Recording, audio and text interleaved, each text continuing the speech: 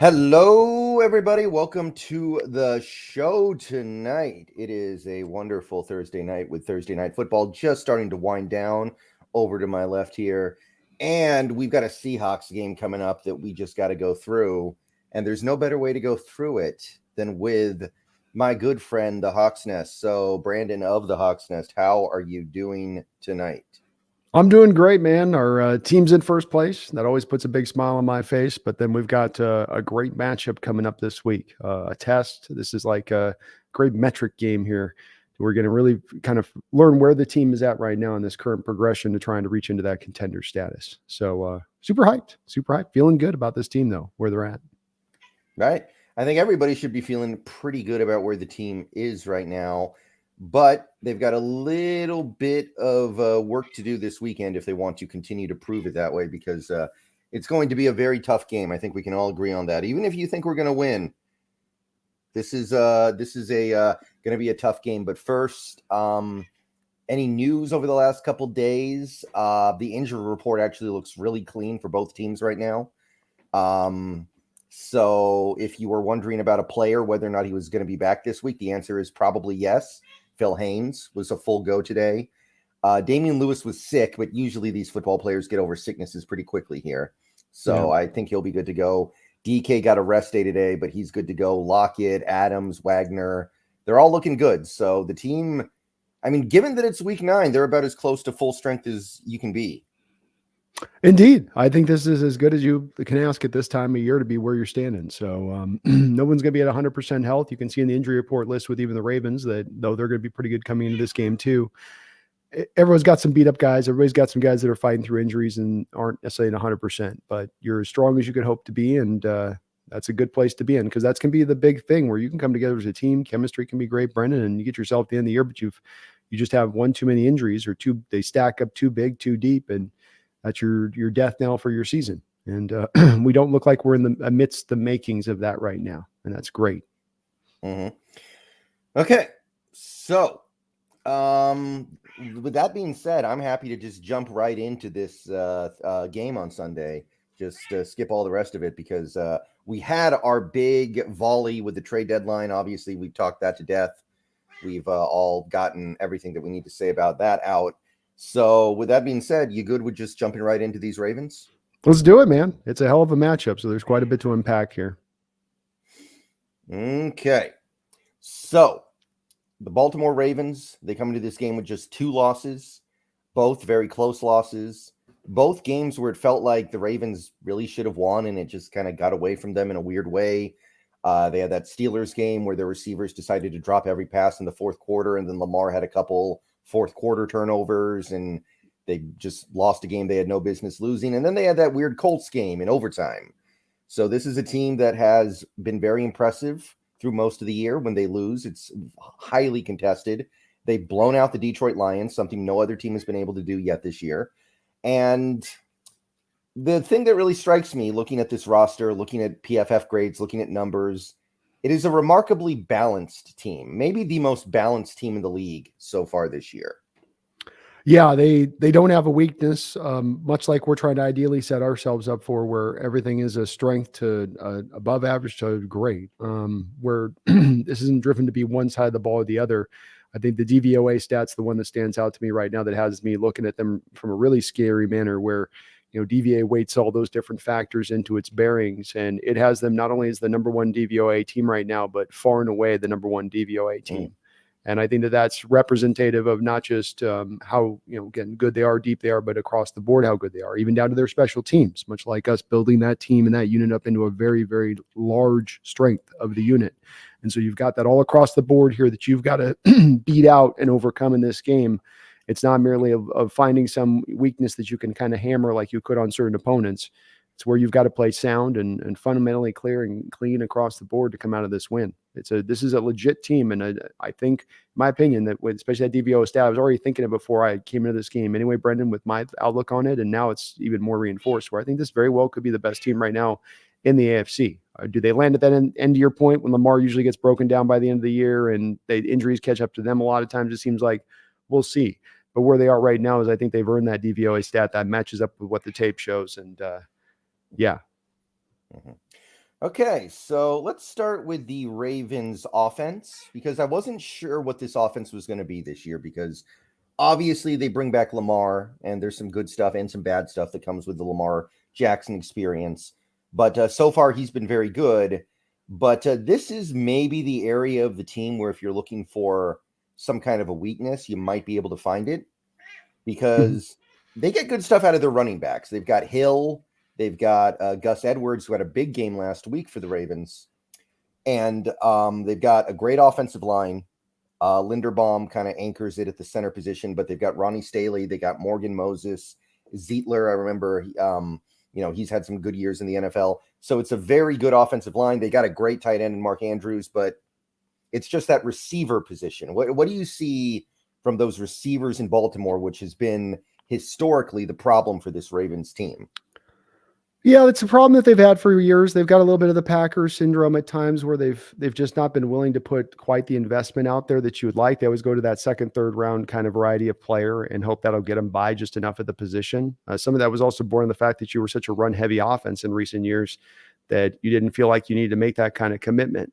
I think what has gone on though now is that they've changed into this offense into more of a advanced kind of look to things. And with that, that's going to mean that he's going to hit his back foot and let it rip. And they need more of the talent on the outside that can win and win quick in the routes. So I don't think it's any coincidence that you see them make this change offensively from where they were prior to now more of an NFL looking rather than a college looking offense, more of an NFL looking offense. And with that, now they make a very high selection on Zay Flowers to reinforce those ranks. They pay some money there for Odell Beckham to bring him in there. It doesn't make this an elite receiving core by any measure of it, but it does bring it up from where it's been. And they still have guys that are functional in this offense like Devin Duvernay and Rashad Bateman, that as long as those guys are more 3-4s, 4-5s, you feel better about where they are. But it's not the most dangerous receiving core we'll play this year, but it's going to be one that provides its own measure of challenges versus even last week, like having just to deal with Cooper. Really, at the end of the day, Cooper and Njoku, that was all you sort of had. Not this week, in that at least there's a couple of guys they can go to. Right, but you take a look at the matchup with their receivers. They've got, like you said, Beckham, who really has not been that good so far this year, been very unproductive. I think he was actually throwing a tantrum on the sideline last week because he's so unhappy with the way things are going. Well, there's, according to me, what I understood with that, I did a behind enemy lines thing talking to a Baltimore Ravens fan about that very play. And what he said was that he had 3 plays on the game where there were 3 PIs where he would have had a catch, but he got PI'd with. And it was more about being angry about the fact that he just keeps getting sort of, mugged up the football field as he's trying to make the catch or having an opportunity. And it's been that on point of that there's not been a lot of targets there for him to have. And he had an injury early on in the year. It's just been a frustrating season as he's trying to, find, but not just purely from lack of targets or them not looking at him, I guess, is according to him. Okay. I mean, that's fair. Kind of a weird thing to be upset about. Either way you get the yards, right? But but at the end of the day, receivers, we're seeing this with receivers across the board in the NFL at times. Their productivity is based on their stats, and you don't get stats for PIs. No general managers are going, well, you drew 7 PI penalties this year, so we'll give you another $1 million on your contract. But if you get another 20 catches, that's going to be more. And remember, he's on a 1-year deal there, which is a prove it deal. So, he needs to, put up or shut up with that a little bit, as well as being a guy that a lot of people aren't sure where he's at in his career. But this guy felt pretty positive about his direction, that he's going to be fine overall, not pure Odell, but that he'll at least find some kind of role when it's all said and done. Mm-hmm. You've got Rashad Bateman, who I think was a first-round pick a couple years ago. Second round. Okay. He hasn't really panned out. He's not awful. He's just one of those guys who it seems like every offseason people talk about how he's going to break out this year, and then he doesn't quite get there. But not a terrible player, I guess. No, Rashad Bateman's good. They're going to have him as kind of your 3rd, 4th guy that comes in there. And certainly if Odell's hurt or something, he's not off because Zay's going to be their number kind of technically 1 at this point. He's got a lot of talent who's just not realized it, Brendan. He came out of college that year with the COVID thing that cost him kind of that final year with losing the weight and whatnot. And I don't think that he's just quite found his footing there with Baltimore, that he shows flashes of the player that deserved to be that type of pick, but just doesn't quite ever round into, showing it in full or showing it even near in full outside of a flash of a catch here or a flash of a catch there. Right. And then you've got, like you said, Zay Flowers, who's actually off to a pretty good start for his career. I'd say he's putting up some good numbers. I think he and Addison's the best rookie receiver so far in terms of production, but Flowers is producing on a somewhat similar level, doing some very nice things for the Ravens. And then, like you said, Duvernay, more of a kick returner, I think, than a receiver at this point, but still offers a little bit in the receiving area. But our cornerbacks on those receivers, that should be one of those matchups where you get the win, right?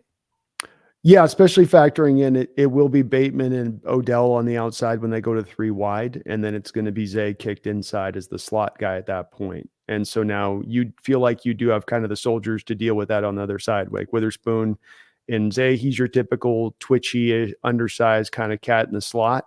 And you feel like Devin can kind of match up with that inside with that he can stay step for step. And then when they do go to their times, they want to do 2 tight ends, and you have Devin on the outside now going up against Bateman and Odell on the outside with Tariq on the other side. I think you do feel very good about those matchups as far as that's structured up. They're going to lean on Zay a lot. I'm watching some of these games, Brendan. There's a lot of targets in there. There's a lot of first read looks to him from Lamar, so they're really leaning on him. The key with him is that he's got to go to the slot, because that was the thing with him coming out, was he couldn't handle press coverage. He couldn't handle having you guys, get physical with line of scrimmage. So there's a lot of him pre-snap motion and him in movement prior to the snap. That's going to determine a lot of the success in this game and where it goes. So that's the one area where maybe you can find a little bit of fault with this Ravens offense. Talking about their offensive line here, like I said, it's a very rock solid group. If there's a weakness, maybe it's Simpson at left guard. He seems like to be the one guy who's not having an above average season so far at his position.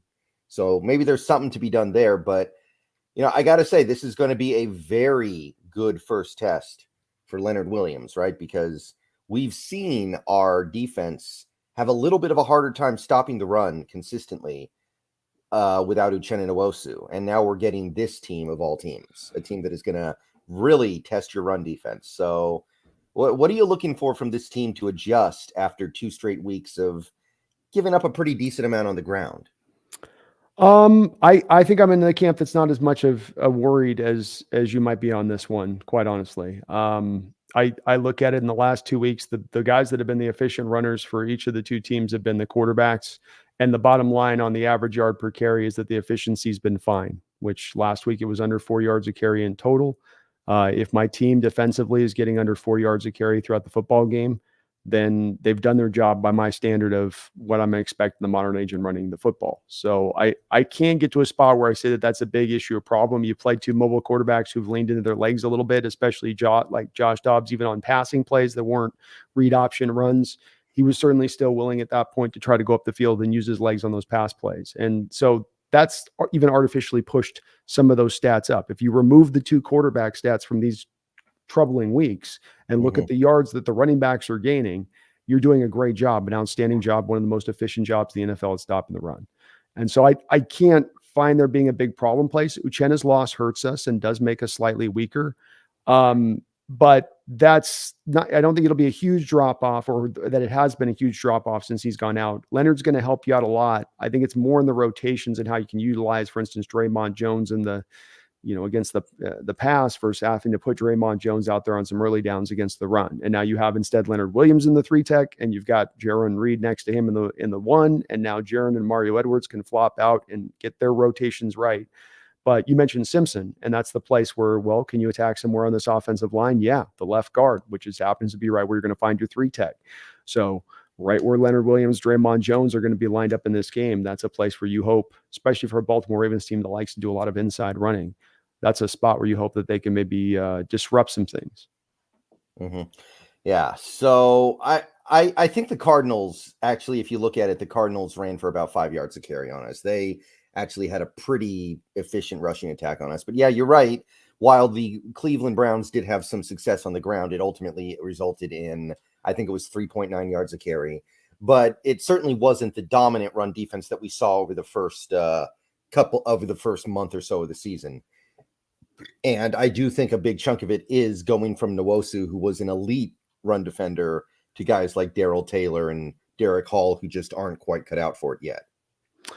Yeah. I mean, again, it's Josh Dobbs in the Cardinal game, 7 carries, 43 yards. He's their most efficient runner. And then you got Rondale Moore in that game who they're using the fly sweep roles that you don't often get a guy like that. But I think overall the baseline to me is that I just don't think it's an issue that's been a problem on this defense the past couple of weeks or inhibited us from stopping offenses. I think if it stays that efficiency it's been, it's going to be fine. Leonard Williams is going to help. There's going to be a little bit of a drop off, but I can't jump on the narrative to say the past 2 weeks, the Cardinals included, Uchenna drops off, and so the run defense drops off. You had Uchenna through a lot of that Cardinal game playing the run. So, was he just bad against the run in that game then? Or it wasn't like the Cardinals were a good running team at that point. I think it's also a little bit maybe built on you and what you're trying to stop the past couple of weeks with these quarterbacks, which is, is some of the success you've had in stopping the short passing attacks while still keeping clean over the top, a little bit of you not necessarily concentrating as hard schematically the past 2 weeks on stopping the run purely because you say, okay, we can do that, fine. Let's not let them dink and dunk us to death like we've let backup quarterbacks do to us in the past. I'm making guesses on this, and I'm not going to say that it's not like the run defense has been like dominant like it was the first couple of weeks, I guess, to that point, but it's passable and doing what it's doing at that point as long as we're, holding up on our end on the back coverage. If we go out of this game, Brendan, and we've kept the Ravens to 3.9 or right around 4 yards a carry pure, I will say that's probably going to be a win because I don't know if I trust that Lamar Jackson goes out there and throws for 275 on you and 3 tutties. I'm slow to come around on him as a passer, I'll admit that. But I think if you force them to do that, I'm going to feel a lot better about my chances versus them averaging, let's say, 4.5 yards a carry or 5 yards a carry. Oh, yeah. This Ravens team, if you hold them down like that, it's hard to believe they'll win any game. Like they are a team one of these teams that does lean very heavily on their rushing attack to be efficient and effective and explosive. Who do you think is the best running back on this Ravens team? Is it Hill or is it Edwards?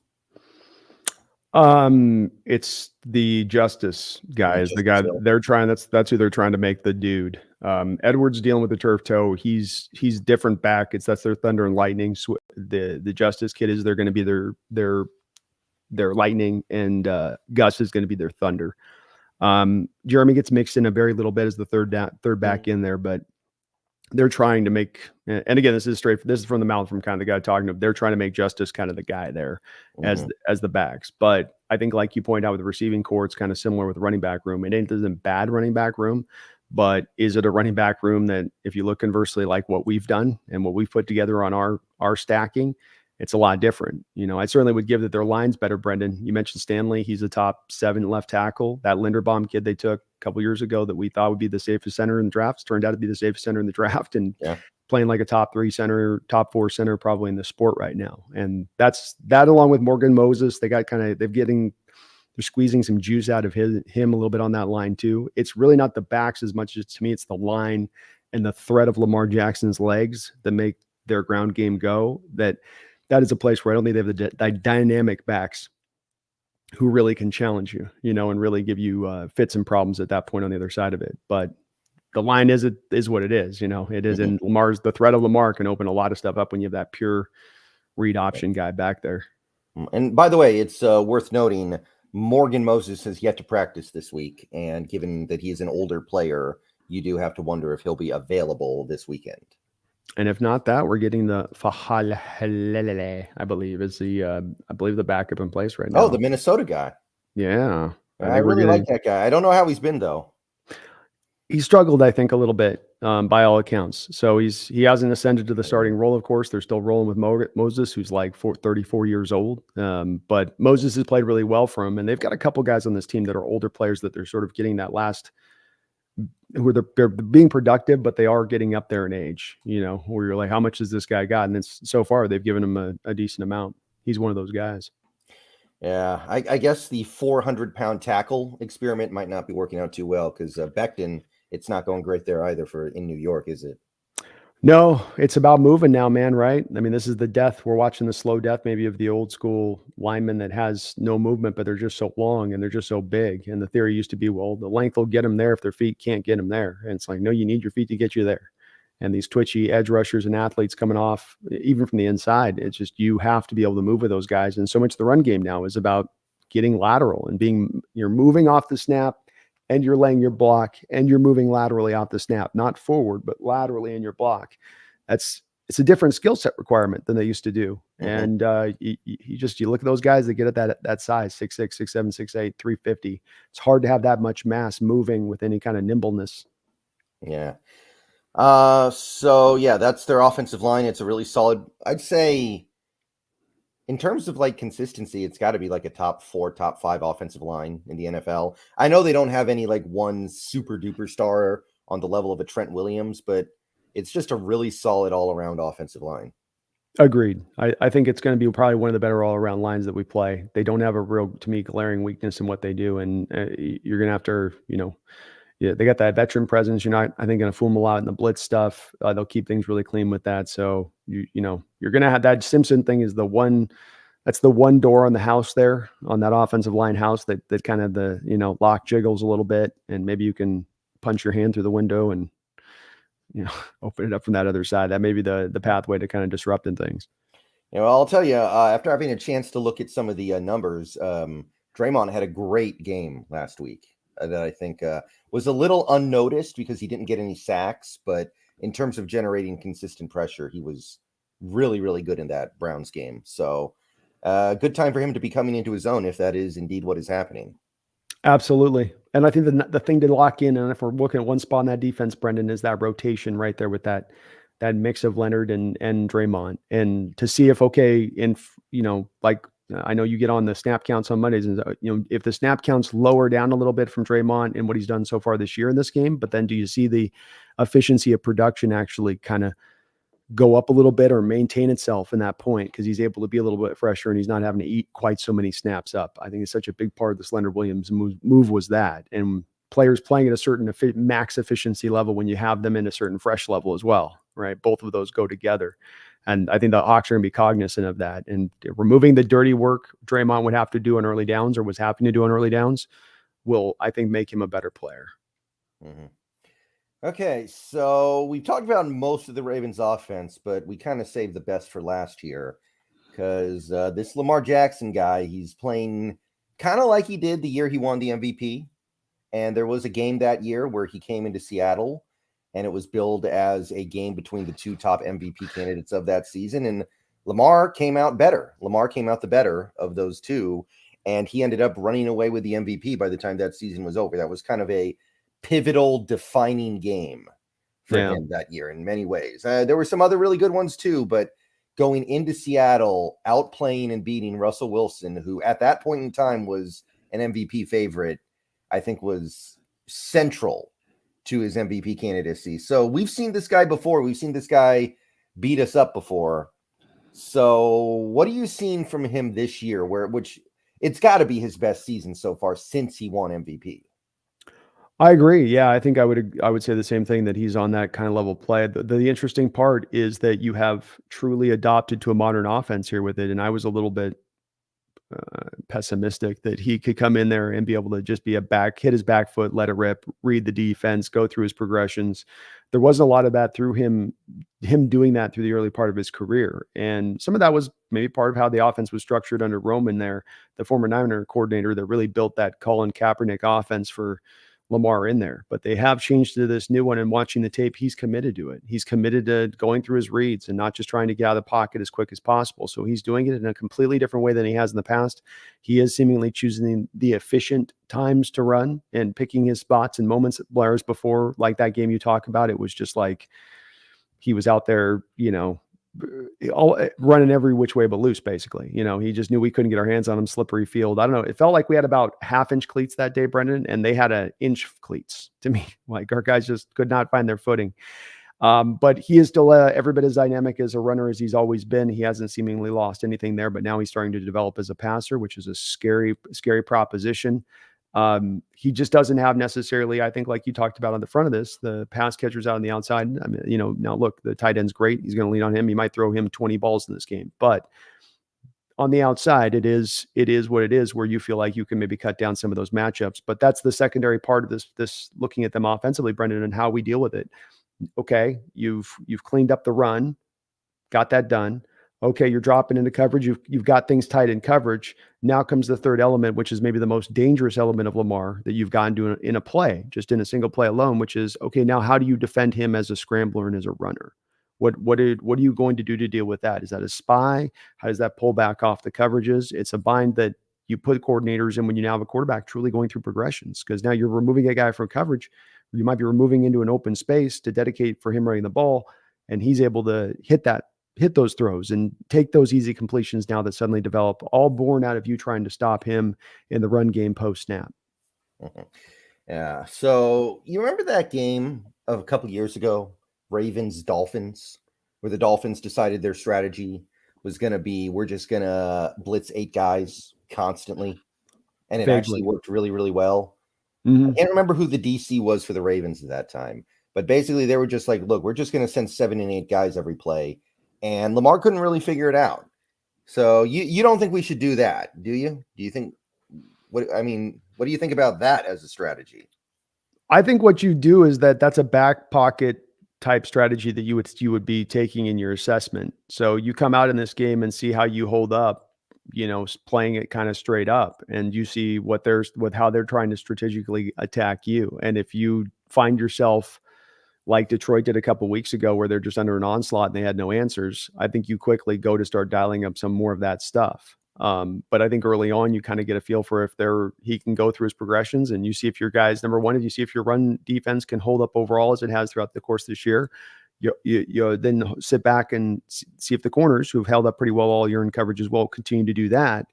And then the third rung of a course is him running. And if you go through those 3 and you've got those locked down, there's no need to dial the blitzes or take the risks. But if it's a matter of that he's having tremendous success and they're moving the ball at will, then I think you've got to look to draw to that strategy, because Brendan, I do want to try to get him to a place of having to process. I want to get him to a spot of having to be right pre-snap and helping to set up the protections, and then be right post-snap and where he's going with the ball, and trust at one point or another that there's probably going to be a poor decision mixed in there that I can take advantage of and get myself an interception. Like you mentioned in that Steelers game, for instance. Oh, brutal interception by Levis at the end. All right. So, yeah, it's hard to deal with. He's just kind of hard to deal with, Lamar. And there might not be any way to actually shut him down or anything like that. You just got to hope that he plays well and you can still find a way to win. Yeah, that's a bit it. I think taking the aggressive note to him, if he's just having a good day, but not a great where he's tearing apart, he's doing Lamar things.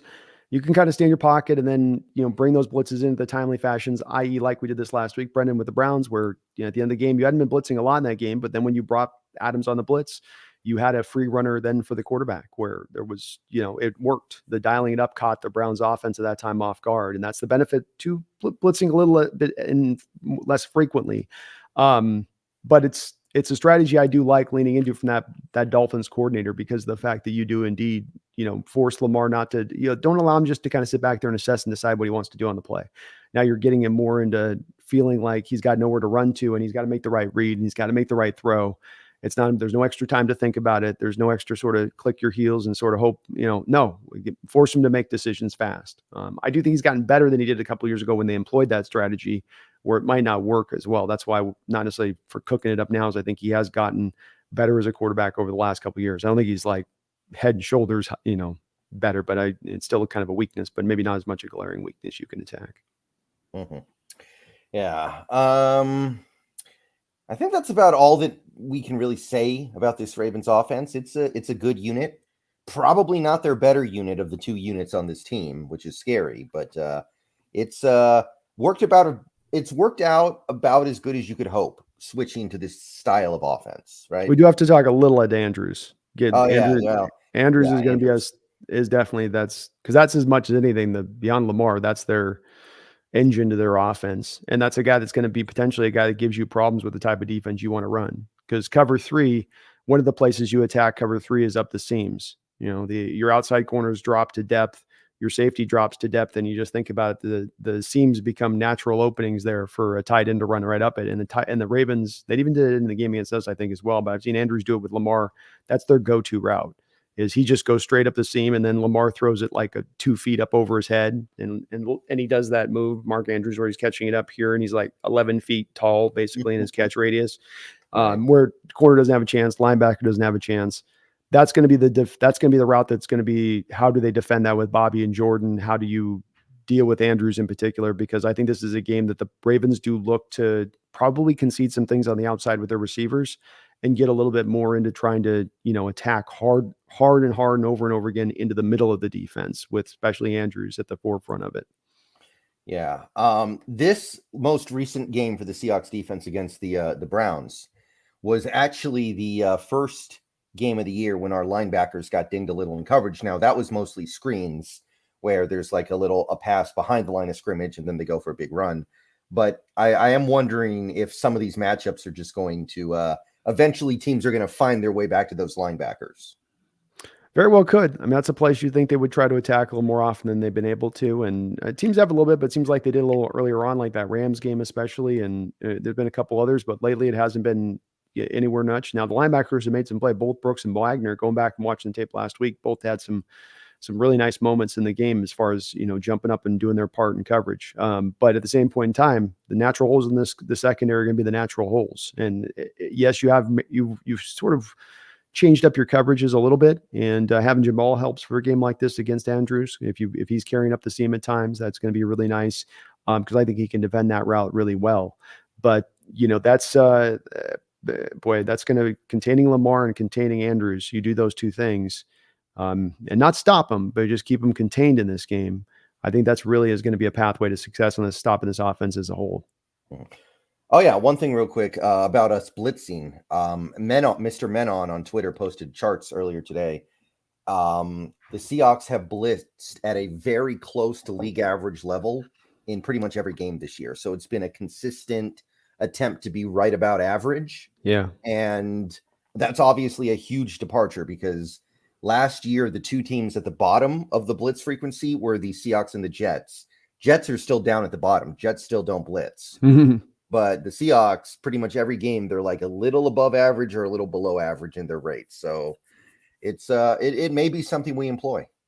It's having maximum impact too. It's not only bringing the positivity up in the respect of you're getting home, but you're making your defense harder to prepare for when you do that stuff versus what you were. I mean, it's very easy for the layman fan to look at it and say, look, if I don't do this one thing at a league minimum level, that opposition probably doesn't have to really prepare for us to do that thing that we don't do, but at a league minimum level. And that's just, to me, basic logic and reason, and that you've got to do it, if not just for that reason alone. And it's paying returns. It's great to see that they're taking advantage, Brendan, too, when they're doing it, of the personnel they have, because they have the guys to get this done. And I think it's good to do here. What I like about doing the middle way too is that you spoke about Ravens in the screen game, and that's a place that you got to worry about here. I mean, yesterday in Browns game, we got hit with like 6 screens all over the board. And if you don't think the Ravens are watching that tape saying, this is what we're going to employ this week, we're going to attack that all over the place, you better believe they are. So they do it naturally anyway, a lot as well. And that's another spot where you got to be careful with blitzing, because the main way, not the main way, but really one of the top of the list methods to attack a blitz is to be able to roll the screen game. And you got all your defensive linemen upfield, nobody on the back end. You got a convoy of blockers out front, and it can get ugly really fast. Okay, so that is your Ravens offense versus Seahawks defense. It's going to be a challenge, but the way this defense has been playing lately, they may very well be up for it. Do not count them out. No, they're definitely got the personnel to match up with this defense or this offense, Brendan. You have an ability to match up with your corners on the outside, trust them, bring all the rest of the help to the interior part of the defense, to the interior part of the field between those hashes, and just kind of squeeze things down on Lamar a little bit. You certainly could do that as well here, but I think they will kind of roll with the strategy they've rolled with, which is, keeping things fairly tight, but not going overdrive, and mixing things up a little bit across the board, and let's see where they lie. They've got the talent. They do have the talent. But like you mentioned, man, this Baltimore Ravens team is just solid, at least offensively to begin with here, all the way through. There's not really a glaring weakness. Maybe left guard's just about it. Let's see here. A random Steelers fan, thank you for the $1.99. Traylon Burks has a neck injury. He hasn't moved. I kind of saw that. I did kind of see that. Yeah, I saw that out of the corner of my eye too. Hopefully there isn't anything that's, we've had a lot of close scares in the recent years, including here in Seattle ourselves with the Ricardo Lockett in one game. But it sounds like, maybe they've gotten better at that. Remember that Mike Utley one? That was the horrible one back in the day where he got paralyzed on the field. But yeah, we don't need that right now, especially after just what we had happen in that hockey game. Week and a half ago.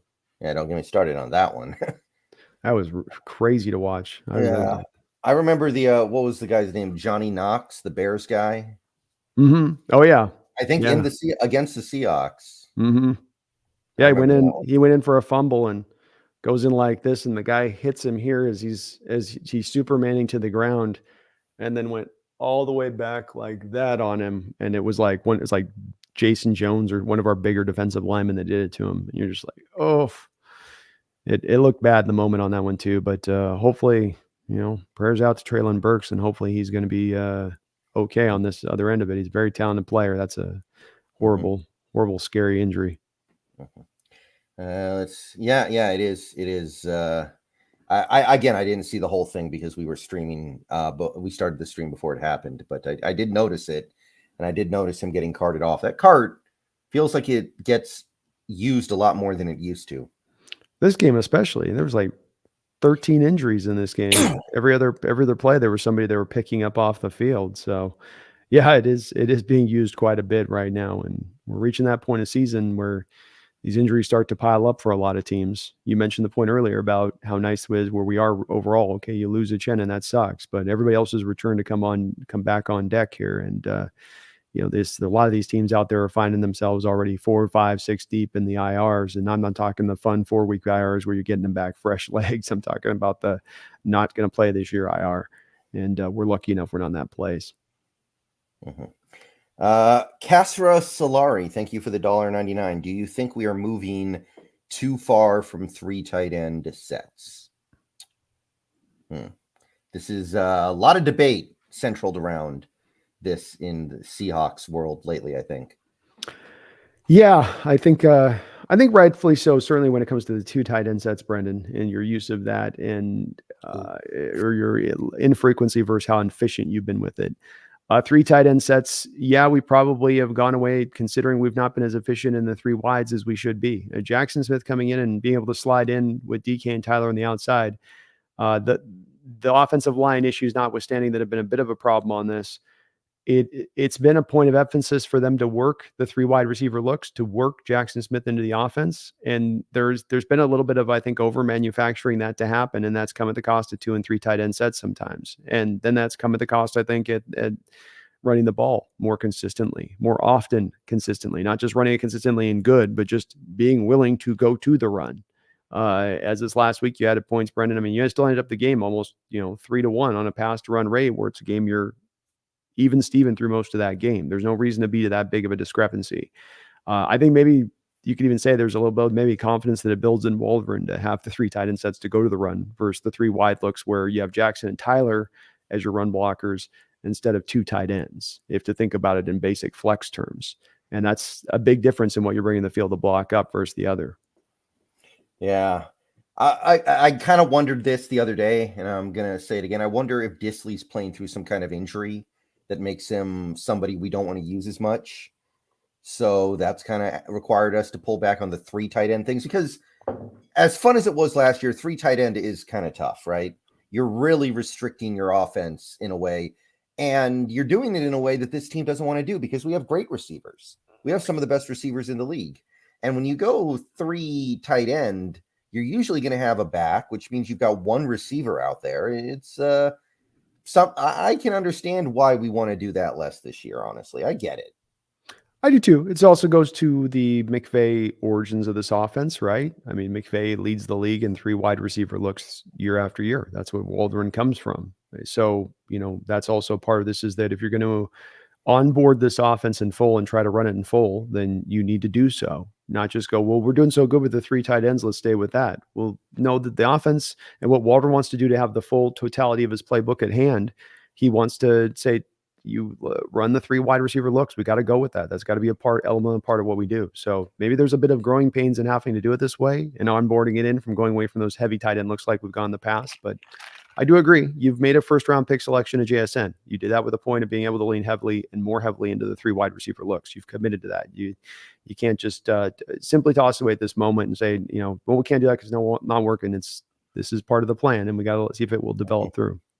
Yeah, and Bobo too. Bobo's out there being productive when he's on the field. So you got a bunch of receivers that need to play, and I can understand like 3 tight end sets really do limit your ability to have other.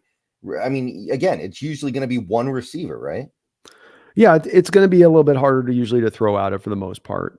They did have success out of it last year, and I do think it's something worthy of being employed maybe a little bit more often here and there. I don't think you lean into it as your, this is our number one set we're going to run, but I can get people saying that this is more of this needs to be in back. We have had a lot of success with it, but you have an offense that's not a 3 tight end offense. It's an offense that's 3 wide receiver based and how it's housed. And then the next argument can come into play of, well, I don't like the offense. Then, well, that's a valid point to be made. Or, well, Waldron's offense isn't working. Well, that's a valid point to be made. All those people might say that. I'm not pushing back on that point. Fair enough. But that he does want to run it this way. It's like, that's, you come from a school that teaches you how to, cook the beef, well done. You're not going to come off the fryer with it, pink. That's just the manner of what we're dealing with here a little bit. And last year was easier because we really only had 2 good receivers. Because Goodwin was good, but he wasn't a fit for what we needed him to do. It was a very awkward fit. Eskridge never did anything last year, and Derek Young is honestly probably more effective when he lines up as a fullback. So or outside. It was easy. What? Or outside. Maybe you can also make the argument he's just maybe a better guy to be on the outside too, versus being a slot guy as well. Yeah, so it was a little bit easier, but now you've added JSN, you've added Bobo.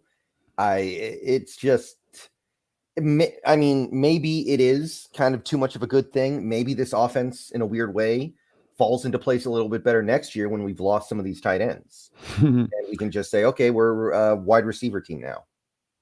Could be. It'll be interesting to see what they do with the tight ends position, is if they lose both the 2 guys and how the level of talent. We'll learn what they're going to intend to do. What I'm saying is by the level of talent that they either retain or replace. And if they're just kind of some guys like some teams out there do with their backup tight ends, then we'll know, yeah, that's what they're trying to do, is lean more in. I'd probably estimate that's a good guess. And that's probably what they're likely to probably try to do is go more into this direction of things. And I think you can get better with time. You just mentioned some of the reasons why maybe not, is that last year you didn't as much, you're more comfortable from running off the 2 and 3 tight end sets from last year. You didn't run as much of that other stuff last year, and that you're getting it kind of put more into motion, especially you're trying to get it put into motion when your blocking protection schemes are restricting you a little bit because of all the chip blocks and help that you're having to kind of provide to those guys at times this year for the injuries that you've had on set. All right, Derpy Squid, thank you for the $10. I live about 20 minutes from Baltimore, and I love the Hawks and the Ravens. I'm going to the game this weekend. Can't see the Hawks winning this one. Watch out for Stevens at corner and Stone at safety. Right, well, we're about to turn the page to the Ravens defense, but yeah, they've got some new guys, too.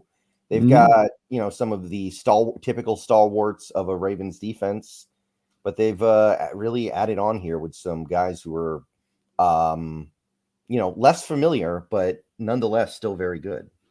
Yeah, Derpy, I think that these are really two great teams, both deserving of where they've landed this year with their record. They are, as they say, they are what they are. But this Baltimore team, as you can hear us talking about, Derpy, it's got me and Bolt Brendan going, man, it's going to be an uphill battle this week. It's going to take our best game to win this one on the road against Baltimore. No doubt about that. Mm-hmm. Yeah, although the Ravens have actually already lost a game at home this year to Gardner Minshew, of all people. So, well, it's the mustache and the shorts and, the van. And the van. It's too much power for one team to handle, I'm telling you. Yeah. But thank you, Derpy Squid. Brian Stewart, thank you for the $10. With regards to Brendan's video data earlier showed Hawks should run more versus... Shouldn't O lineup be DK, Ty, Bobo, or JSN plus 1 of Disley, Colby, Noah on first and second versus K9 ran first and second down in Cincy, then stuck 3rd and 6 versus throw. Okay. I'm having a little bit of a hard time with this one. I got to be honest here. I think, okay, if I'm trying to drill down to what this is actually trying to say here, and it's not easy. The Bengals game, I think, was an example of just we couldn't run the ball, right? Yes, I think he's talking a little bit about also the predictability of running on first down as well. A little bit of that within that Cincy game. When you would run, it would be 1st and 10 run, 2nd and 10 run, which are according to analytic numbers, of course, they tell you those are the 2 down and distance situations you should least lean into running on, because that's the most predictable call to make, and for defenses to anticipate. Right. Well, the video I made earlier, I think it was actually yesterday, basically showed the effectiveness of which teams run the ball the most and the least on 1st and 10, and which teams have the most success running the ball on 1st and 10. Oh, okay. And what this data showed was the Seahawks were actually the 2nd most successful team in the league at running on 1st and 10, behind only the Niners and basically tied with the Dolphins. Wow. And they did it, only 5 teams did it less.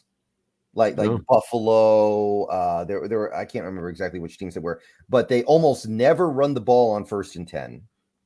But they are among the most successful teams in the league at doing. Now, obviously, there's diminishing returns, right? If we started running the ball on every 1st and 10, it wouldn't be nearly as successful. But I was wondering, does this kind of signify, does this represent this team should simplify things a little bit and run the ball a little bit more? Well, yeah, I mean, it's definitely, you want to take all the data into account. And at this point in the season, now you're 8 games in. That's enough time to look at the data and go, okay, this isn't sample size. This is enough through the year to kind of go off of. So that data being presented would definitely lead you to running the ball more on 1st down. I think if we're looking to find an explanation for why they haven't, where it looks very obvious as to, well, wait, you're having success doing it, yet you're doing it at the 5th or less frequent level across the league. I might point to the fact that probably what's happening here is that this is the impact of analytics on the NFL, and that this is proof, like I say, of all NFL teams are utilizing analytics. You get mad at PFF and all this stuff, but here are your proofs that this stuff's being implemented, because that's what the analytics tell you to do, is to not run the ball on 1st down. So it's like, what other explanation do you have for why they wouldn't be doing it? And that's where maybe now that data can start to bear in a little heavier than it would a couple weeks ago, Brendan, where you would have maybe said, we played 4 games, we played 5 games. Like that, us being efficient out of running in those modes when we don't do it very frequently, doesn't necessarily mean in a couple of games that we should take that day and go, that's concrete, let's operate like that's the rest of the season. This 4th that we've made it through the year will be absolutely how it plays out through the next 3/4 of the year. I think you're smart to get to more of a halfway point before you start taking the data coming in and then operating off of that. But yeah, the bottom line point on this, Brendan, should they run the ball more? Should this be more of a factor in the offense? Is Brian? Yeah, Brian's completely right on this. It should be more of a factor in what they're doing. They need to run the ball more. It's you got 2 second-round backs. You have a guy in Bradford who has been a monster up front as far as a run blocker goes alone. I mean, just run them behind them, and sometimes make it as simple as that. And it's not going to always work. It's get ugly at times, but that's running the football, isn't it, Brendan? I mean, that's the nature of running the football, is that it's going to have a high failure rate. It's like baseball batting, or 300 hitter is a quality player. Like it's sometimes going to be a whole lot of nothing in there, but I think you do have to stay a little bit more committed to it, because you got the guys that can make something happen with nothing, and with something they can make a lot happen, being both Walker and Charbonnet. Right. Jordan, thank you for the $5. The one formation I feel like we got away from too much is pistol. Yeah, pistol's fun because you can still do a lot of stuff within the pistol. It doesn't necessarily restrict you. Yeah, I like it a lot too. And watching some of the breakdowns and looking at some of the tape on Geno, Brendan, it seems like getting him the pistol puts him in sort of that halfway point between the shotgun and at the line of scrimmage, so that when he's got these plays that are the quick hitting plays, where he's trying to hit Tyler on an outside cutting route or hitting DK on an inside cutting slant, putting him out of the pistol and getting that snap quickly into his hands at that point, there seems kind of a timing thing there, where when he's up in shotgun trying to run it, it's like there's enough time for the players to close in on those routes, but he's got that extra step ahead of him. It sometimes seems like it gives him a chance to sort of catch them even a step behind a little bit more on some of those fast hitting routes. And you can work a lot of great stuff out of the play action with it too. It almost serves like under center play action, unlike shotgun, which the play action is just not, to me, is doing this and faking it is not, to me, as much as I'm coming back with some momentum and selling the play fake with my hand. And that's got more of a tangible feel to me of getting the defense to buy up and take those full steps forward.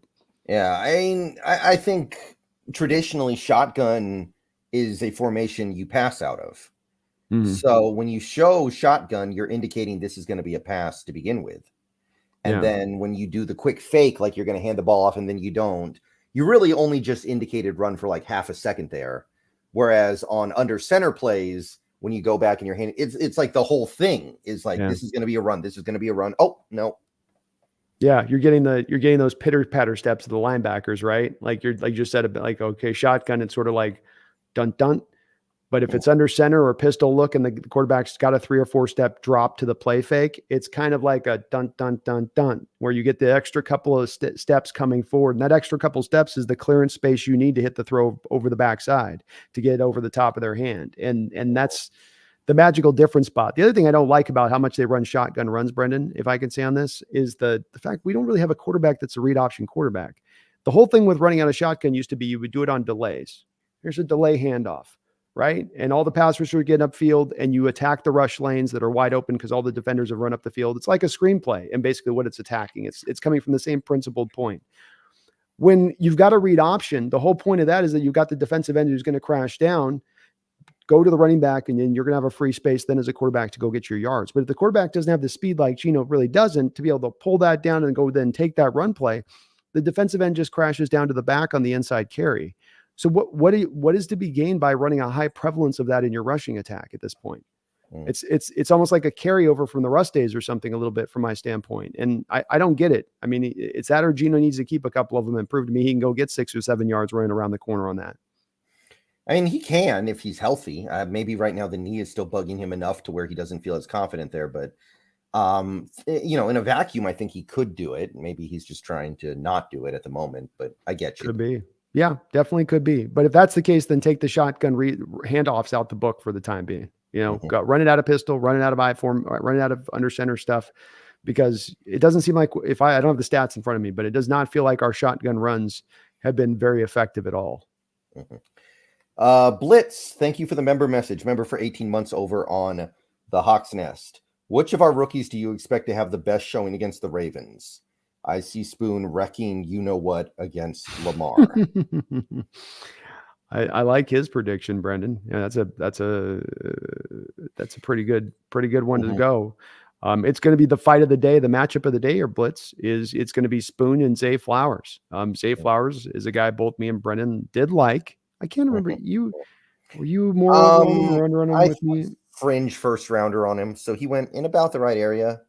I wasn't sure about any receiver in that draft going in the first round. Personally, I think that JSN's worth a first round pick if you're going to run 3 receiver sets constantly like the Rams do, but obviously diminishing value the less you run the 3 receiver sets because he's such a slot guy.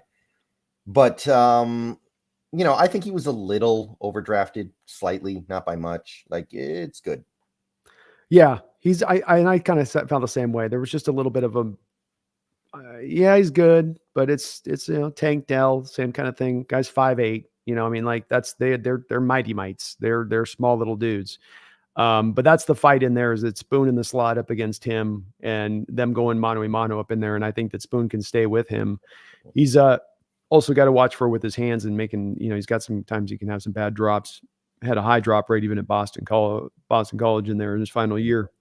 But I think that's the right one. There's a part of me that's pulled here, Blitz, to say Derek Hall maybe, because could be a game they ask him to step up a little bit more so here. But I think that matchup with Zay, they're going to try to work him a lot in these games I've watched for being a rookie. They're much like we are with JSN. The Ravens are actively trying to kind of make this kid right now. They're the outside of Andrews, sort of their number one piece out there on the outside that they want to get it to.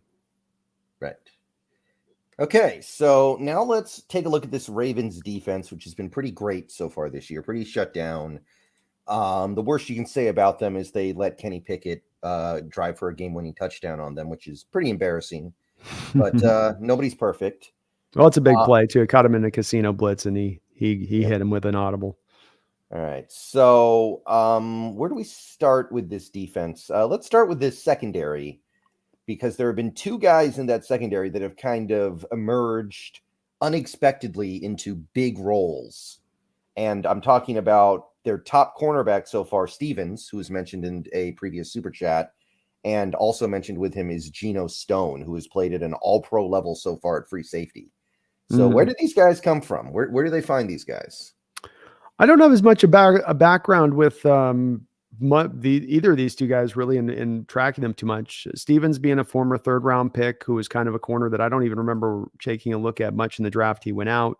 Geno Stone was a 7th-rounder back in the day who, coming into this season, got a little bit more run last year, certainly has shown them that this year is not an anomaly and that he was playing, but he was solid last year. He wasn't setting the world on fire. And then this year he's kind of setting the world on fire. 5 interceptions, ball skills for days from the free safety position. I mean, these are 5 earned picks in that respect.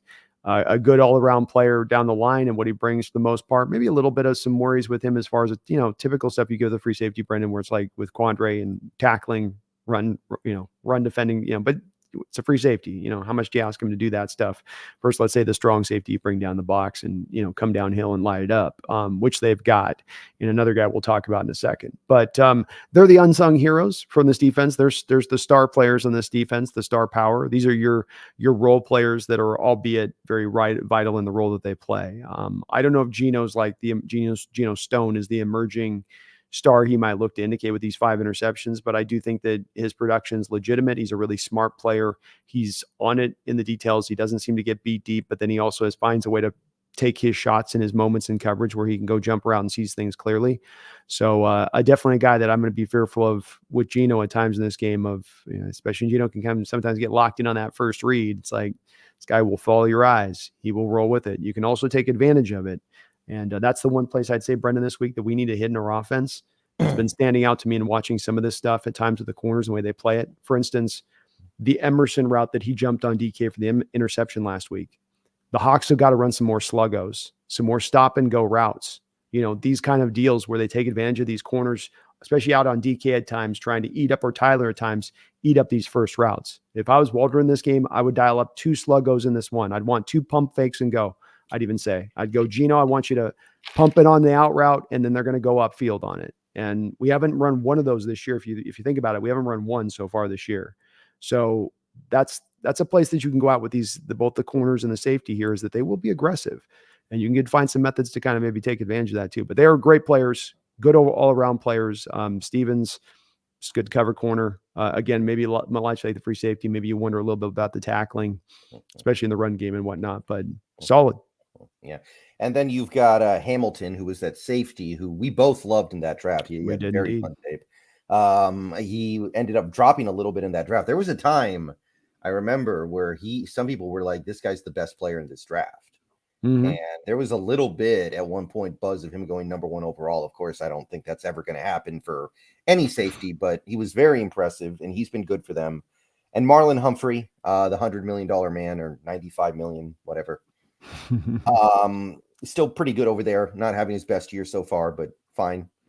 And we don't even mention Marcus Williams, like the one of their big free agent signings a couple years ago, and I didn't even mention him in that group, did I? He's been injured. Yeah, I think he's supposed to be coming back this week, though. Who sits? That's the question, right? Like, how do you sit the 5 interception Geno Stone? That's this position he has to come in. I mean, can they put somebody at nickel the way some like the Bucks do with Winfield? Is that a possibility? You can do a little bit of that with you can do a little bit of that with the kid we were just talking about, for the strong safety they got. I just spaced on the name. Hamilton. They can do a little bit of that in Hamilton, but you're not going to do that with Marcus Williams, and you're not going to do that with Geno Stone. Both of those two guys are going to be, Geno, for instance, Stone, the issues he has as a run defender, you bring him down as a slot, that's like a Sam linebacker, and, sometimes in how you have to play it. Like, you're not going to want to put Geno Stone in that position, and Marcus, same kind of way. I think that they're in a pickle. Stone's at 85 PFF grade. I mean, that's Marcus Williams isn't giving him that. And you've got to kind of go, Marcus, love you, man, but we'll fit you in on a couple of snaps where we can in certain packages, maybe goal line and some other stuff across the field, but it's going to be the Geno and the Geno Mark and Kyle Hamilton show. And remember the thing, Kyle Hamilton too, case study for those folks out there at times, and the presumptive nature of getting too caught up in the timed 40 times and getting too far away from the tape on that stuff and letting that end up being the thing that guide you above and beyond anything else, just what the guy runs on a track meet score. You can never let it be the deal, because that's what dropped him, Brendan. Why did he drop? That specific reason. He ran a 4.65 40. And that was like, oh, you know, well, he's need to be 4-4. And like, no, he doesn't. If he's a great football player, he can play. And what's awesome about him is that he's a jack of all trades guy. He's like their version of a Devin Witherspoon a little bit. You can strong safety, free safety, put him down in the box, some snaps down there as a slot at times.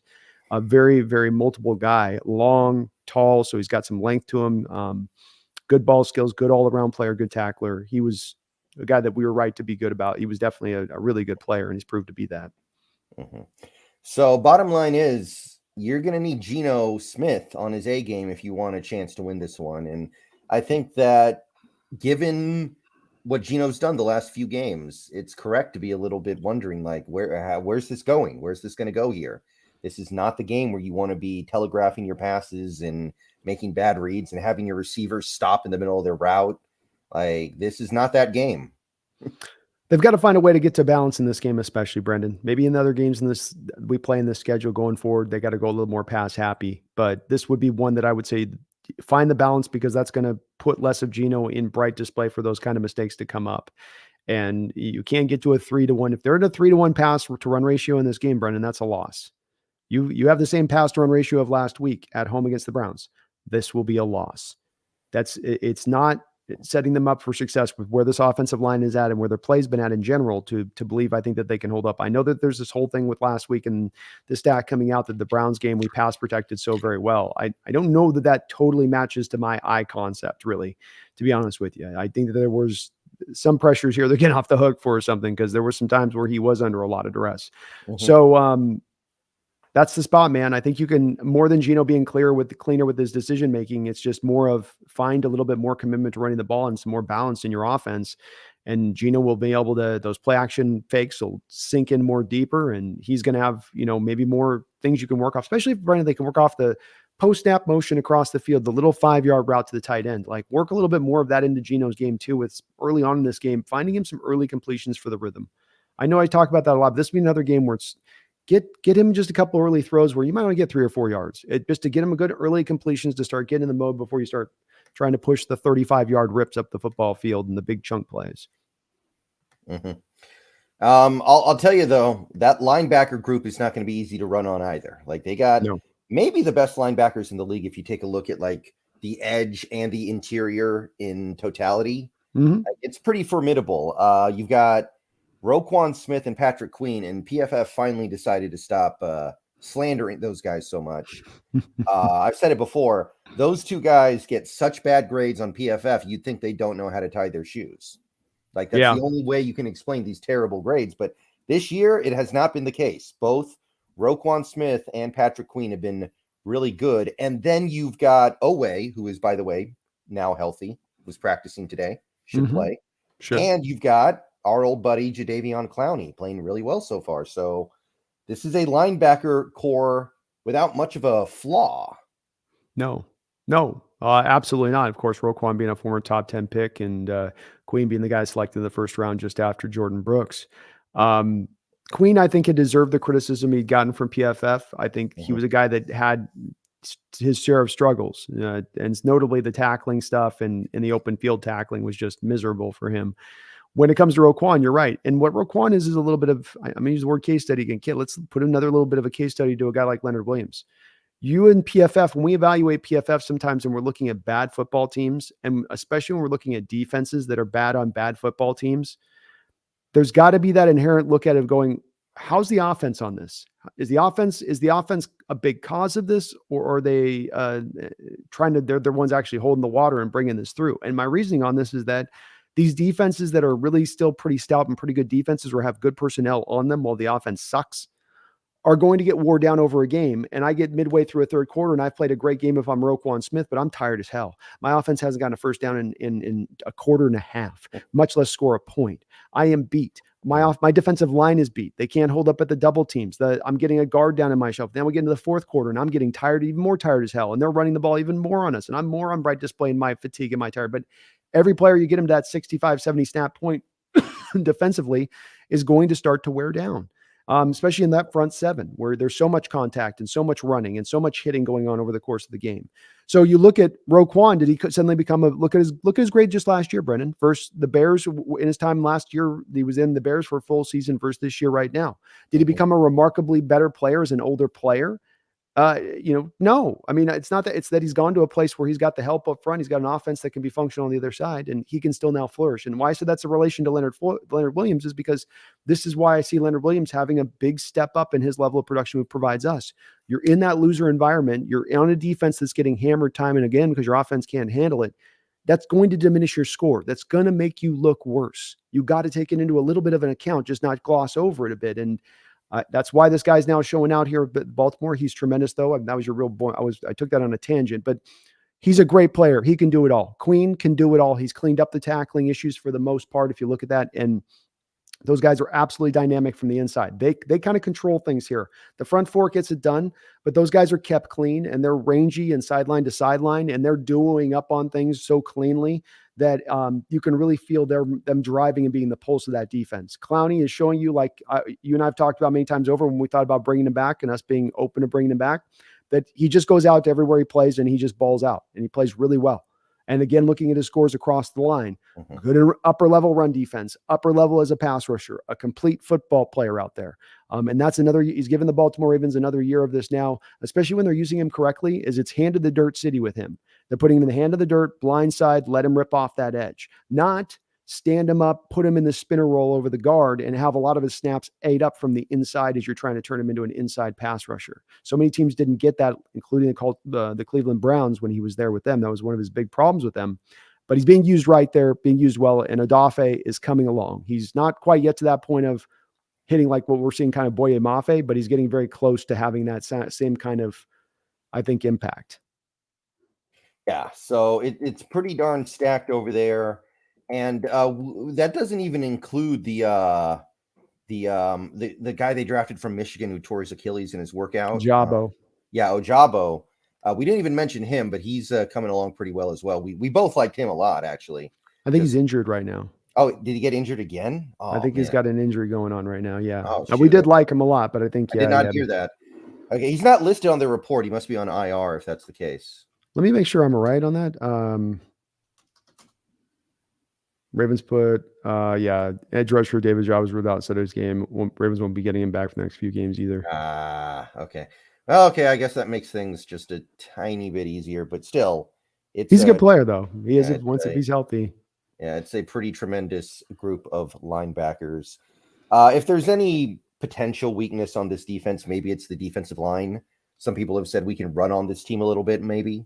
I guess their run defense hasn't been as good as their pass defense so far this year. They got Michael Pierce, who's been around for a long time, and he's still a really good player at nose. I think he's playing nose tackle this year. And after that, it's not a great defensive line. They could stand to do a little bit better there. Maybe that's an area where you can attack a little bit, that interior. Yeah, I guess I'd say more the 3-tech inside on them would be the spot you'd go at a little bit more heartily. I think Pierce and another guy we liked a lot coming out of college, Travis Jones, serving as the backup then to Pierce. So you've got that 1-tech solidified where Pierce is doing just fine, and then the backup comes in and he's not having to own too many snaps to where they wear down. But 3-tech, Matabuke is the main guy out there. I think a 3-tech for them. That's the one spot. 3-tech and left guard. That's our Ravens' weakness, I guess, as I look at them this week. Kind of the inverse places on the lines across from each other. But that's the one spot. With Pierce, he's a little bit like we did mention as well. They're even getting a little bit of Kyle Van Noy is the guy that's filled in now for Ajabu. And he's actually given him, I think, like 4 sacks on the year or something. They've got a couple of these guys that, Brendan, they're sort of like taking the towel and it's pretty much dried out and they've squeezed it all the way through. And there's somehow, be it Morgan Moses or Kyle Van Noy, you're squeezing a little bit less and they're actually getting something out of it where you think there wouldn't be much left after all the football those guys have played and there's the many stops that they've had along the way. But so is that something that you think goes away later in the season, maybe? If you don't have the rotation, if they're taking too many snaps, it's like the Bruce Irvin effect, right? Like last year comes in and it's like, oh my God, this is like Bruce starts out the game. You're like, hey, Bruce is here. And then you can kind of see Bruce starting to wear down as the year went along. And like, yeah, I'm kind of old, He was kind of Danny Glover in it by the end of the year is kind of how you felt a little bit. And I think is what you get with the older player who ends up taking, 600-700 snaps over the course of a long season. But they're probably hoping Ajabu comes back at some point off the IR and then he just takes back on in over. Kind of like us with Lucas and Peters, like Jason Peters, you wouldn't want running for a full year at this point. But can he go for 10 games? I think that's maybe some of the reason, Brendan, that they've been so hesitant with Peters just running him out there for a lot of snaps, trying to maybe get him for that home stretch. Yeah, makes sense. I can get behind that. So I guess if there's any kind of like a spot you can maybe attack on this Ravens D, it would probably be right there. It would probably be that interior defensive line a little bit. So we're getting Phil Haynes back, supposedly. I think Damian Lewis will play. We're actually going to have 4 of our 5 starting offensive linemen in this game, it looks like. So you said we needed to find balance. I think you might be onto something there. That's what I'd lean into. I try to protect my defense in this game because with a Lamar rushing attack and that offense, the way it works, it's not necessarily we're going to hit you with an 80-yard throw over the top, but they can definitely bleed you dry over the day slowly with drive after drive after drive. And so you have to find an answer for that in a way that you can keep that, from occurring. And one way to do that is to keep a good offense off the field. And that means moving the chains. I think if there's one place in the run game I'd love to see them attack today, Brendan, if we can, or not today, but in the game this week is, continuing to try to utilize the fly sweep. I know we had one rush with Eskridge last week for -5 yards, but hey, we also got a touchdown with Bobo utilizing it. Going back to utilizing more of that, trusting, testing them on the edges a little bit. It feels like to me at times a defense that might be, really big and long, but maybe not a defense that's, as fast as you can be with some of the guys that you can send to the perimeter on it. And that's where I would get guys like Geno Stone in positions of having to get down the alleyway and take out a running back with some steam and see if he can make that kind of tackle. I'd like to kind of see that. A guy like Queen, who has been a really good linebacker, test him again as well as a tackler. So a little of the edge game rushing rather than the A-B gap runs would be nice if they could kind of institute a bit of that here, especially because they are so naturally feels like a little bit big inside. I don't know if there'll be those natural lanes in there to where that's where you'll make your hay running the ball. Mm-hmm. Let's see here. Big Daddy Culp, thank you for the $5. I've noticed we are pretty good in the first quarter at scoring, but then we fall off hard. What is the reasoning of that? Well, I think a lot of teams are like this, and I think it's for a similar reason. The scripted plays, the planned plays, the rehearsed plays. Yes, I agree. Right? You're even beyond the rehearsed plays, you have maybe an extra subset of plays you've worked on throughout the league in addition to that, but the limited practice time on the football field, Big Daddy, is one that keeps you in a place where you can't really work on everything. So the tighter details, the finer tuned details on play in and play out are not as much there as they will be on those plays you've scripted. And Waldron's gone back through and walked everybody through every adjustment and everything you need to do. So indeed, I've seen the same thing where we have started out hot. I agree with Brendan on this, Big Daddy, that it is more of a symptom of the scripted plays or the plays you've worked on versus those that you haven't as worked as well. I think another part of it has been as well, though, that it remains to be seen whether or not Waldron's got a great adjustment game, right? I mean, coaches have strengths and coaches have weaknesses. Schottenheimer, the previous offensive coordinator that was in here, was known for being a guy that would have a good plan A, but not necessarily a good plan B. We may find here, Big Daddy, that is very much the case here with Waldron, that he's a guy that it will, if he can have a chance the whole week to put a plan A together, that plan A can work for a while, but then there won't be maybe a whole lot of good in the rest of the plan B part of it when he needs to now call upon that. Or if plan A doesn't work, that he can go to something. So the adjustment is the next part. For me with Waldron, the couple of places I would really lock into are, reinstituting some more creativity into the offense here, showing more of those signs of modernization. But then this other aspect too of where's your adjustment game at? And I make my assessment of you, and I look at you as a coordinator, and I'm looking for examples of you saying, "Oh, this DC's doing this to you. How are you countering it with that? Oh, they're bringing this. What is the flow you're coming out with that?" And there's not a lot of that right now this year so far with Waldron. He did it better last year, I think, Big Daddy. I believe it was, especially those first 12 games last year, there was more of that you could kind of see. But this year it's been just kind of like, here's how we're going to do it. Okay, that didn't work. Yeah, but this is how we're going to do it. Yeah, but that didn't work. Okay, but yeah, we're going to keep doing this how we're doing it. Like, well, no, let's change. We got to do some different things here. Mix it up. Yeah, I agree. And we have to remember Waldron had never been a play caller before he got here. So he is learning on the job. So stuff like that is not terribly surprising. Mhm. Yeah. Guys like Schottenheimer, who had called plays before, and Bevel, I think, had called plays before he got to Seattle as well. It's a little bit different, the expectation, I think. But I think you're right. But I think most offenses are going to do better with their scripted package than the rest of their game plan. That's very much true, Big Dad. And I agree with that too. It's a general league thing that you'll see that on average, these offenses are at their most effective. I think that definitely a stat you'd see, Brendan, is if you took every 32 teams and which is the drive they're most effective, or no doubt about it that the first drive would be second drive, probably two of the most of the game. Mm-hmm. Yeah, that was kind of an oddity of the Russell Wilson era. I think we were bad on our first drive of the game, and then we would get better as it goes on. Yeah, because he wasn't the script. Scripted was not the name of Russell's game. Right. Yeah, it was like the Benjamin Button of offenses or something. I don't know. That's right. He started as a baby. Yeah. Let's see here. Derpy Squid, thank you for the $2. Don't sleep on Matabuke, 7 sacks on the year. That's pretty good for an interior defensive lineman. I was more meaning on his run defense than what he brought as a pass rusher. So yeah, I don't think as a pass rusher he's certainly a good 3-tech within there, but 49 grade as I guess he got a 64 run defense. Just watching the tape on it seemed like teams at times Dupree would sometimes go at that spot in the line on the Ravens when they were attacking a bit in there. And I just remember with Matabuke coming out liking him a lot as a pass rusher, but wondering a little bit about him as a run defender in there. But he hasn't been, I guess, bad. Let's see here. Primo, thank you for the $4.99. Go Hawks, to my 2 favorite YouTubers that talk about the Seahawks. So thank you, Primo. Thanks, Primo. Appreciate you guys for that. Very kind of you. Yeah, I appreciate that. Let's see here. CJ Kurzman, thank you for the $4.99. BNB, refreshing to see us get some early game CBS top crew, Nance and Romo. National exposure for once. Now let's act accordingly and whip some Raven booty. Get it. Yeah. Get it, CJ. Romo sucks now. I'm sorry. He used to be good. He's lost the plot the last year or so. I'm sorry. He started out good and then he got paid, and I think he's doing a shtick. Yeah. I'm not a fan of his anymore. Sorry.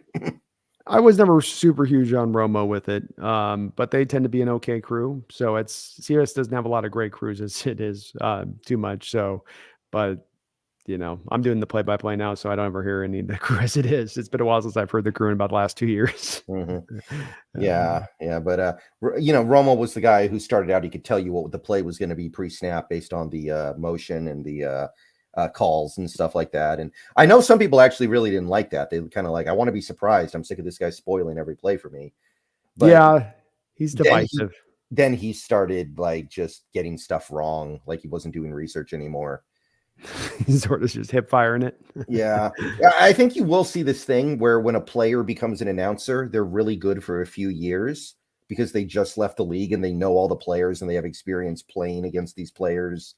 So they have a lot of good things to say. But over like the next 5 years, when all the players they know retire and they get replaced by guys they don't know, it's not as good. I think that's a fair point. And also you got to stay in the details of the sport, right? Where like the sport's evolving, and do you continue to study it? The stuff you studied that he knows is like stuff he studied hard line for years and years. And like now you have new stuff to study. Do you want to put that kind of work in? Do you want to try to understand it again back up? Probably not. You made your millions. You're making your millions again on TV. It's like, no, I'm good. Sorry, my mouse just freaked out there. It happens. Let's see here. Common, thank you for the $1.99, and that's really all I'm going to say about that one. It's getting late. You can tell people are getting ornery. Oh lordy. Okay, but we got to do one more thing. We've talked about this game. I mean, Ravens, they're always going to have special teams on lockdown. They're coached by a former special teams coach, and when you're coached by a former special teams coach, your special teams are pretty much always going to be really, really good. Yeah, all the way around, in that they will play a clean brand. They're good. There's not a weakness to it, but even just down to like he's run his share of trick plays off of special teams formations through the years, be it an onside kick you're not expecting or a I mean, just fake punt. He's a guy you've got to be on the special teams on your toes with Harbaugh. He's going to go, to all of it. But Justin Tucker, one of the best kickers we see in the modern era, if not the best, still doing pretty good work out there. No weaknesses to it, man. They can do it all out there on the special teams unit. So we need a final score. And what are you thinking?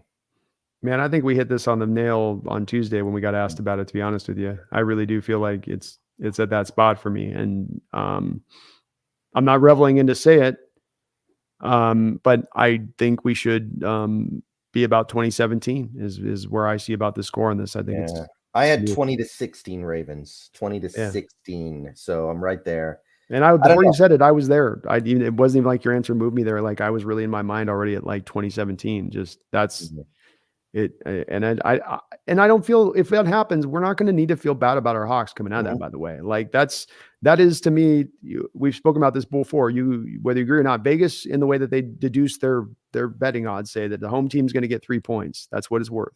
A home team worth 3 points. And then we take everything else into account after that, as far as who fits, who will be better with the personnel, who's better as a team, where they're at. But they're 3 points better. They're the home field advantage better than us at home as it stands to me right now. And that's not pulling anything away from our Hawks or to say that we can't become a contender this year. In fact, I would walk away from a 3-point or a 4-point loss saying this is a team that can contend this year.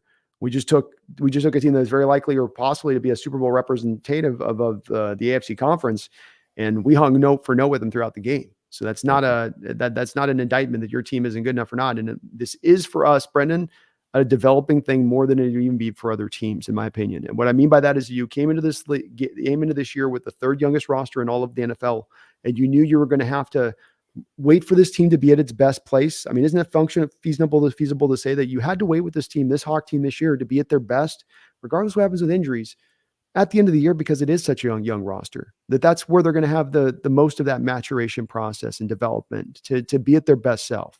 And that's what's going to determine what that team is and whether we can be a contender or not. So it's a building process, right? It's not that we don't assess at the 40th percentile point of this is what they are, this is where they'll be. It's of where they're going to try to end up at arriving. And I know that every team says that, Brendan, but I think it's most especially us the case when we are that third youngest roster, when you have just turned your roster over in the last 2 years so monstrously as we have. I think you've got to apply that thinking a little bit to it. So it's no bad thing. You buying that? Yeah, absolutely. Just have a chance to win the game at the end. And I'll feel okay about it. And, if we have a chance to win the game at the end, maybe we do. These games come down to 1 or 2 plays quite often. That's right. The Ravens have found themselves on the wrong side of a couple games already this year. That they know they should have won. They felt like they should have won it. And then there were 1 or 2 plays at the end.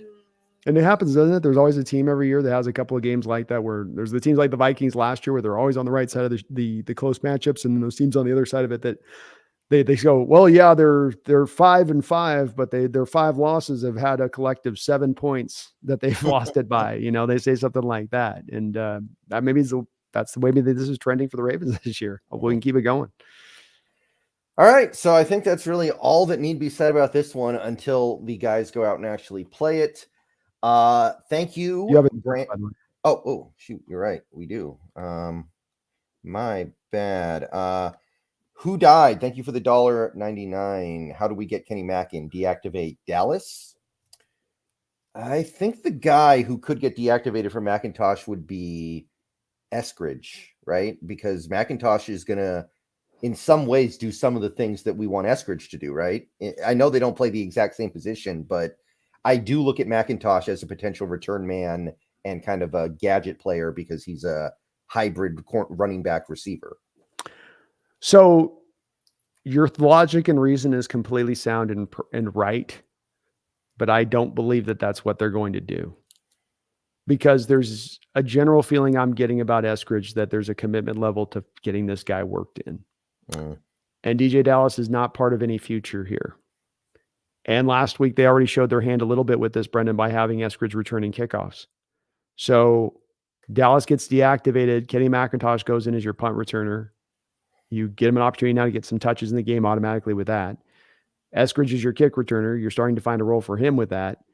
And then, you just deactivate Dallas at that point. I think that's the way that they'll roll. I mean, you may be right. I don't know. Like I said, you were right Dallas, with you were right with the way they should yeah, do it. So let's say that, like, the way I would do it is the way that you yeah. spoke it in. I would roll that way with it, but they just seem, man, they're going to reclimate this.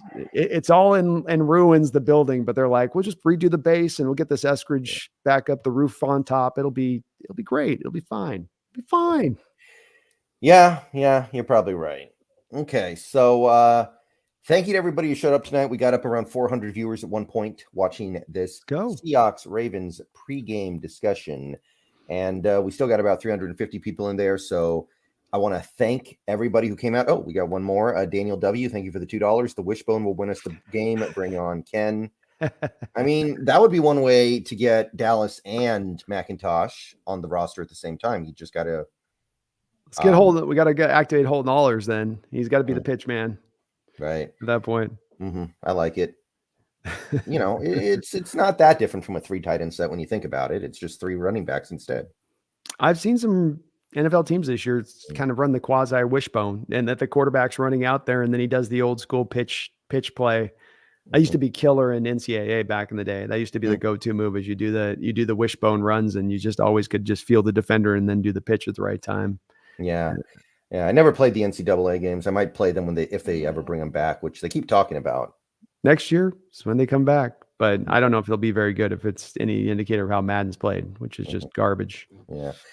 All right. Well, thank you everybody for coming out. We will be doing this again next week for the post game of this Ravens game. Whatever may happen, win, lose, or tie, we will be here to discuss it, break it open.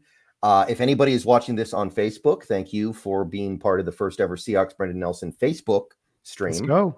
Yeah, I think we got a couple people over there. So thank you for being a part of that. And Brandon, thank you for coming out to do this with me yet again. My pleasure. We will do this again next week. And well, we got to shout that one out, right? John. Let's go. Let's go, John. You can't pass that one over, right? How's it going, brother? Mm-hmm. And thank you for the 50 drop. John finishing us off right here in the chat. Thank you very much, John. Appreciate that. Have a wonderful rest of your evening. But yep, we are just wrapping up over here. But John is obviously a big supporter of both of our channels. So big time. Deeply appreciated. Appreciate you, John, for all you do for the channel, man. Mm-hmm. Okay, so one thing left to do. And I mean, this is a big game, so they need it. Like if there was ever a time to bust it out, it's right now. Because you win this game, everyone's going to start taking you seriously. You win this game, people are going to be like, oh, there's that Super Bowl contender forming together in the Pacific Northwest. So there's some stuff at stake. So let's hit it and let's get out of here and let's get ready for game on Sunday. Go Hawks. Go Hawks.